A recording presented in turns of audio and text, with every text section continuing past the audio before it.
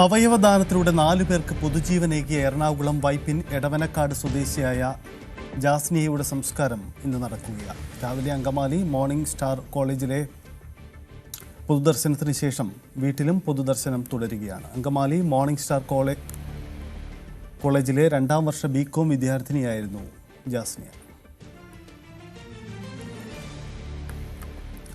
ആജ്ഞ രവീന്ദ്രൻ ചേരുന്നു. ആജ്ഞ, എന്താണ് വീട്ടിലെ കാഴ്ചകൾ എന്തൊക്കെയാണ്? നിരവധി പ്രമുഖരൊക്കെ വന്നു പോവുകയാണ്. ഈ അവയവദാന രംഗത്ത് കേരളം ഒരു മാതൃകയാണ്, നമുക്ക് അനുഭവങ്ങളുണ്ട്, ഒരു പുതു മാതൃക കൂടിയാണ് സംഭവിക്കുന്നത്, അല്ലേ?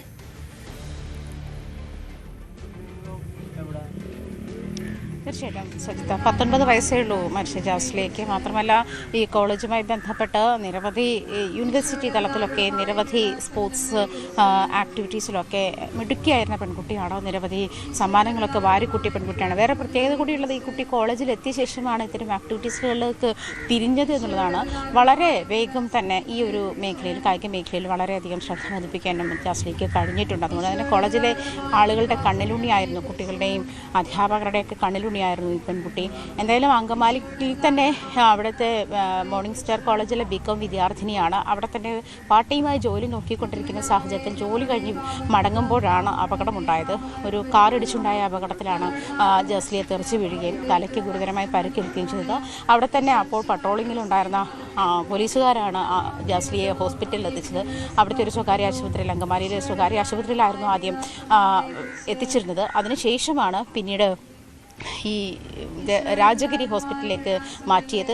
അവിടെയാണ് ഇന്നലെ മസ്തിഷ്ക മരണം ഇന്നലെ രാവിലെയോട് സ്ഥിരീകരിച്ചത്. തുടർന്ന് ആണ് അവയവം ദാനം ചെയ്യാനുള്ള സന്നദ്ധത വീട്ടുകാർ അറിയിക്കുന്നത്. തുടർന്ന് 4 പേർക്കാണ് അവയവം ദാനം ചെയ്തത്. ഈ ജാസ്ലിയയുടെ കരൾ അവിടുത്തെ തന്നെ ഒരു കരൾ മാറ്റിവെച്ചത് അവിടുത്തെ തന്നെ, അത് രാജഗിരിയിലെ ഹോസ്പിറ്റലിൽ തന്നെ ഉണ്ടായിരുന്ന ഒരു രോഗിക്കാണ്.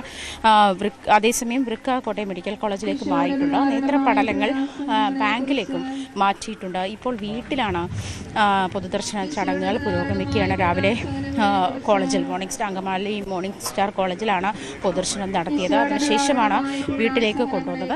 സംസ്കാരം 3 മണിയോടുകൂടി സംസ്കാരം നടക്കുമെന്നാണ് നമുക്ക് ദൃശ്യങ്ങളിൽ കാണാം. ജാസ്ലിയെ നമുക്ക് ദൃശ്യങ്ങളിൽ കാണാം. സമീപത്ത് വീട്ടുകാരൊക്കെ ഇരിപ്പുണ്ട്.